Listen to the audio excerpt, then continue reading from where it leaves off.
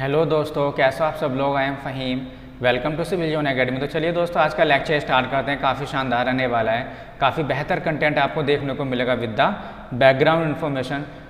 This is for the daily current affair video, source से ज़्यादा the Hindu, PIB, all India radio. दोस्तों आज है 5 अगस्त। देख लेते हैं कौन कौन सी न्यूज़ हमारे लिए इंपॉर्टेंट रहेगी। This is important for the all the government exam, whether it is a UPSC, PCS, EPFO, SSC, NDS, CDS, banking and railway. चलिए दोस्तों, आज की पहली न्यूज़ देख लेते हैं। एक डिवाइस अभी डेवलप की है OXY2। तो ये डेवलप की है दोस्तों IIT मद्रास के द्वारा डेवलप की गई है और कोलैबोरेशन विद द हेलिक्सॉन। हेलिक्सॉन क्या एक प्राइवेट कंपनी है जो हेल्थ के फील्ड में वर्क करती है। क्लियर। तो इस तरीके से इन्होंने मिलकर ये एक डिवाइस लॉन्च की है और इस डिवाइस का क्या काम है दोस्तों, इजीली ले सकती है वाइटल्स। ठीक है, वाइटल्स मीन्स नर्व्स की पूरी तरीके से इंडिविजुअली जांच कर सकती है। ठीक है, जैसे हार्ट रेट हो गया, टेम्परेचर, ऑक्सीजन सेचुरेशन कितना है, रेस्पिरेशन रेट कितना है, तो इस तरीके से सबकी जांच कर सकती है डिवाइस। बाकी इस डिवाइस को देख सकते हैं, ये कॉमर्शियली अवेलेबल हो गई है और डिप्लॉय भी हो चुकी है लगभग 2000 पेशेंट ए डे हॉस्पिटल में। और इसमें एक कॉइंट होता है जिसको बैटरी बोला जाता है। क्लियर। और ये दोस्तों रीयूज हो सकती है और रिसाइकिल कर सकती है। उसको जो क्लिप किया जाता है इस डिवाइस को, देखिए फिंगर में क्लिप किया जाता है। ठीक है, इस तरीके से देख सकते हैं आप पिक्चर, फिंगर में क्लिप किया जाता है और इस तरीके इसको बांध दिया जाता है। बाकी जो भी डेटा होता है ये कलेक्ट कर लेता है डिवाइस। क्लियर, नर्व्स का। उसके बाद में जो मोबाइल एप्लीकेशन में ये डेटा सेंड किया जा सकता है। क्लियर। तो इसके बाद में जैसे मोबाइल एप्लीकेशन में अगर आ जाए दोस्तों, अगर ज़रूरत पड़ती है तो हॉस्पिटल में भी ये शेयर किया जा सकता है। तो इस तरीके से मोबाइल से एक तरह से कनेक्ट रहता है डेटा।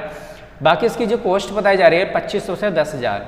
ठीक है, इसकी कॉस्ट बताई जा रही है डिपेंडिंग ऑन द फीचर। ठीक है, जितने ज़्यादा फीचर होंगे उतनी ज़्यादा इसकी कॉस्ट रहेगी। तो अभी देख लेते हैं एक British high commissioner to India, जो इंडिया के लिए जो ब्रिटिश हाई कमिश्नर हैं, इनका नाम है फिलिप वार्टन। ये देखिए इनकी पिक्चर है। जो फिलिप वार्टन है दोस्तों, अभी एक परमानेंट अंडर सेक्रेटरी बना दिए गए हैं, जो अभी न्यूली मर्ज्ड एक ऑफिस बनाया गया है UK में, foreign Commonwealth and development office, FCDO। तो FCDO के अभी under secretary, permanent under secretary बना दिया गया है इनको।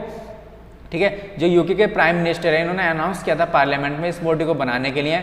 और जो मर्ज किया दोस्तों, 2 ऑफिस को मर्ज किया, ध्यान रखिएगा, foreign and Commonwealth office and department for international development. ठीक है, इन दोनों को मर्ज करके एक ऑफिस बनाया गया है, फॉरेन कॉमनवेल्थ डेवलपमेंट ऑफिस। ठीक है, इसको जो स्टेब्लिश अभी फिलहाल में 2020 में स्टेब्लिश कर दिया गया है। इसको जो लेड किएंगे फॉरेन सेक्रेटरी इसको लेड करेंगे।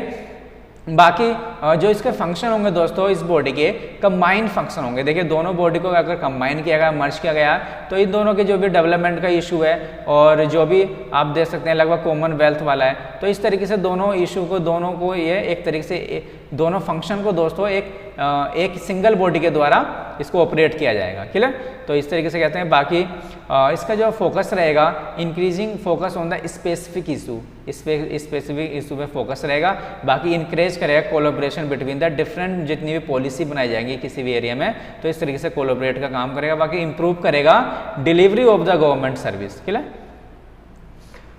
देख लेते हैं, UK का जिक्र हुआ है तो दोस्तों देख ये आप देख सकते हैं। देखिए एक वर्ड आता है यूनाइटेड किंगडम, एक आता है ग्रेट ब्रिटेन।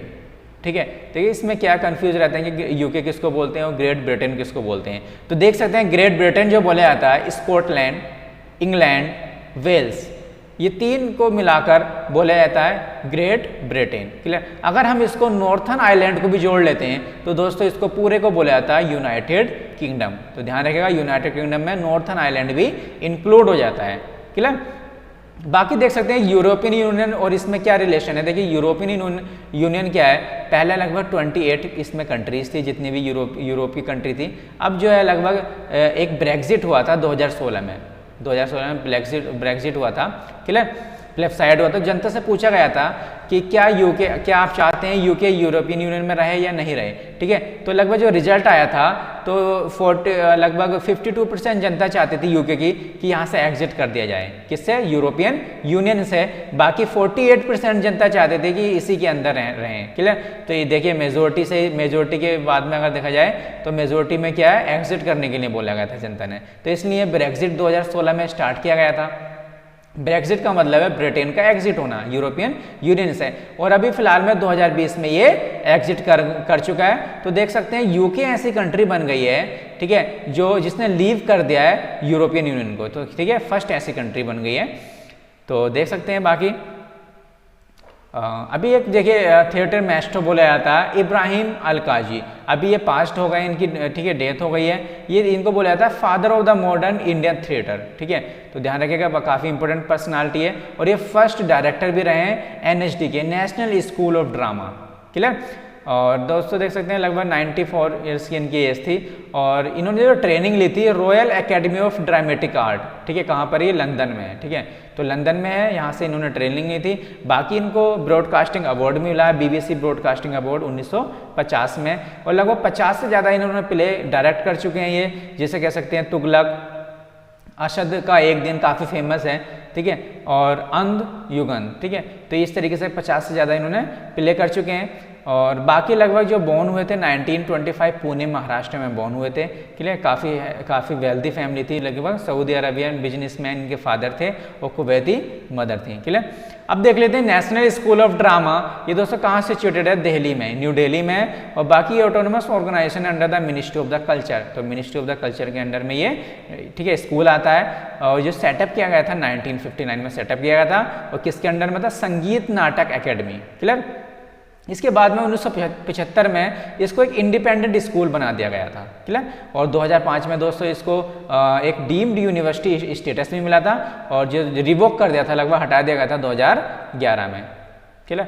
अभी देखिए एक नोटिफिकेशन आया EIA environmental impact assessment notification 2020।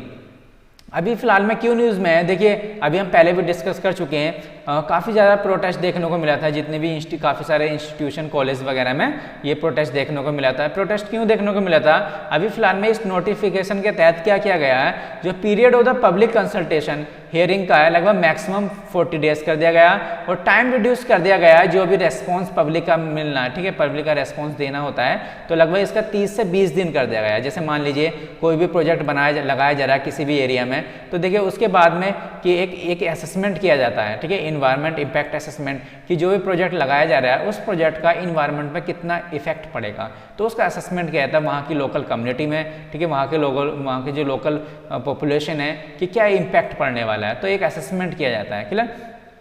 तो इस एक्ट के तहत क्या हो रहा है, जो नोटिफिकेशन आया है 2020 में, इसमें कुछ लगभग पब्लिक कंसल्टेंसी को कुछ कम किया जा रहा है, क्लियर। और एक तरीके से ये भी देख सकते हैं बहुत सारे प्रोजेक्ट, जबकि बहुत सारे huge list of the project इससे एक्सक्लूड भी किए जा रहे हैं, ठीक है, पब्लिक कंसल्टेंशन से बहुत ज़्यादा काफ़ी सारे लिस्ट में प्रोजेक्ट एक्सक्लूड भी किए जा रहे हैं, तो इसलिए आपको ये प्रोटेस्ट देखने को मिल रहा है। तो अभी फिलहाल में दिल्ली हाई कोर्ट में इंटरवेंशन से क्या किया गया है, जो भी मिनिस्ट्री है इन्वायरमेंट मिनिस्ट्री, इसने अभी डेट एक्सटेंड कर दी है फाइनली, कि पब्लिक रिव्यू के लिए डेट को एक्सटेंड कर दिया गया है। बाकी देख सकते हैं इनकी हिस्ट्री जानते हैं कि EIA कैसा आया। देखिए सबसे पहले 1972 में एक स्टॉकहोम डिक्लेरेशन हुआ था इन्वायरमेंट पे, ठीक है, तो ध्यान रखिएगा, जिसमें इंडिया भी एक सिग्नेटरी बॉडी था। इसके बाद में एक वाटर एक्ट आया था 1974 में, और पॉल्यूशन एक्ट आया था 1981 में। इसके बाद में क्या हुआ था दोस्तों, 1984 में सुना होगा भोपाल गैस लीक, एक डिजास्टर हुआ था काफ़ी भयंकर, इसके बाद में 1984 में हुआ था, क्लियर। तो इसके बाद में क्या होता है, आपने सुना होगा इस कौन सी गैस थी दोस्तों, आइसोसाइनाइड, काफ़ी बार एग्जाम में पूछा गया। तो आइसोसाइनाइड से एक डिजास्टर हुआ था 1984 में। इसके बाद में दोस्तों एक लॉन्च हुआ था काफ़ी इंपॉर्टेंट इन्वायरमेंटल प्रोटेक्शन एक्ट 1986, ठीक है, तो इसको लॉन्च किया गया था। इसके बाद में बाकी इसके बाद दोस्तों फिर क्या हुआ था, एक असेसमेंट का एक और, ठीक है, बॉडी बनाई गई थी EIA, ठीक है, इन्वायरमेंट इम्पैक्ट असेसमेंट, मतलब कोई भी प्रोजेक्ट लगाया जा रहा है तो उस प्रोजेक्ट के जरिए जो भी इन्वायरमेंट में क्या, ठीक है, क्या इम्पैक्ट पड़ रहा है, तो उसको असेस करने के लिए ये बनाया गया था EIA, क्लियर। तो कब फोर्स में आया था, 1994 में। इसके बाद में 2006 में इसको मॉडिफाई किया गया था, देखिए, ठीक है। अब दोस्तों लगभग 2020 में लगभग 3rd टाइम्स इसको क्या गया, मॉडिफाई किया जा रहा है, क्लियर। तो 1994 में आया, इसके बाद में एक बार मॉडिफाई हुआ था 2006 में, और जो 3rd टाइम हो रहा है, 3rd टाइम अब 2020 में इसको कुछ मॉडिफिकेशन किया जा रहा है, clear.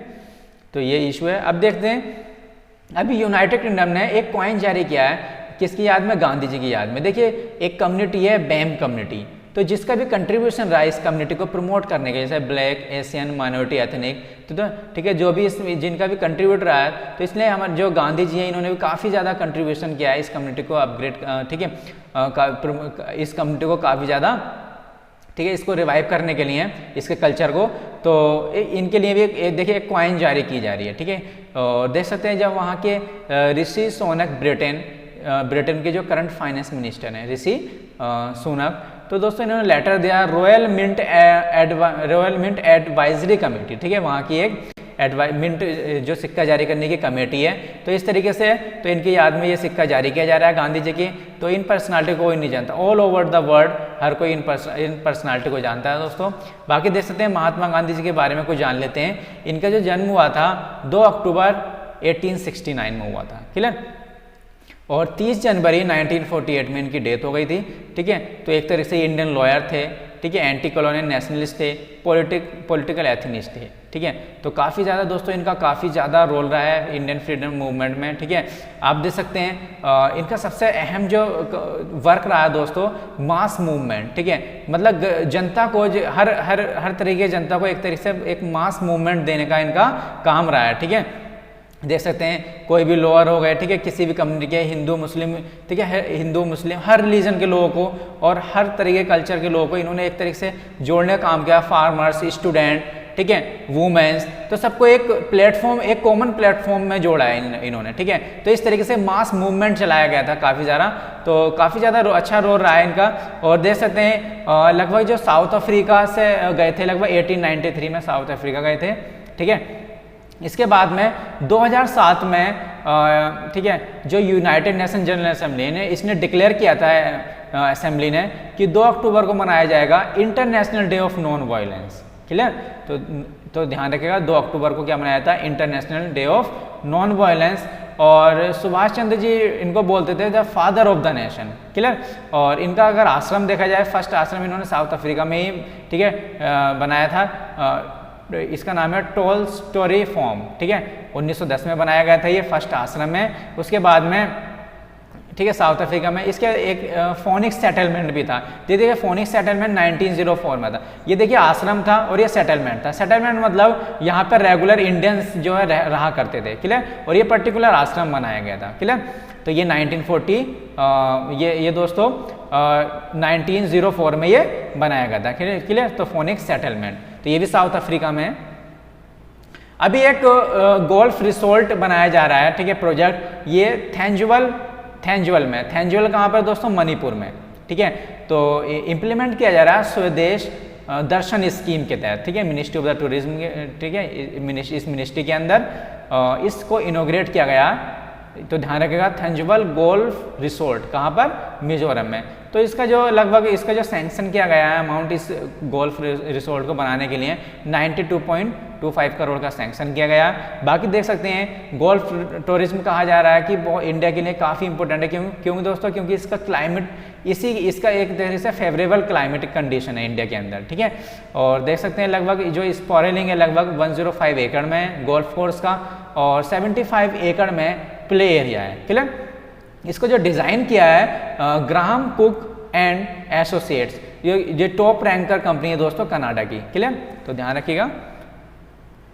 Thank you everyone, stay safe and healthy. आप मुझे फॉलो कर सकते हैं फेसबुक पर, इंस्टाग्राम पर और टेलीग्राम पर। दोस्तों नीचे वीडियो के डिस्क्रिप्शन लिस्ट में ये लिंक दी होगी, यहाँ से आप टेलीग्राम को ज्वाइन कर सकते हैं। यहाँ से आपको फ्री PDF प्रोवाइड हो जाएगी। Please like, share and subscribe. दोस्तों अगर आपको वीडियो अच्छी लगी हो तो प्लीज़ सब्सक्राइब कर दीजिएगा और बेल आइकन को दबाना मत भूलिएगा, जिससे आपको नोटिफिकेशन मिल जाए।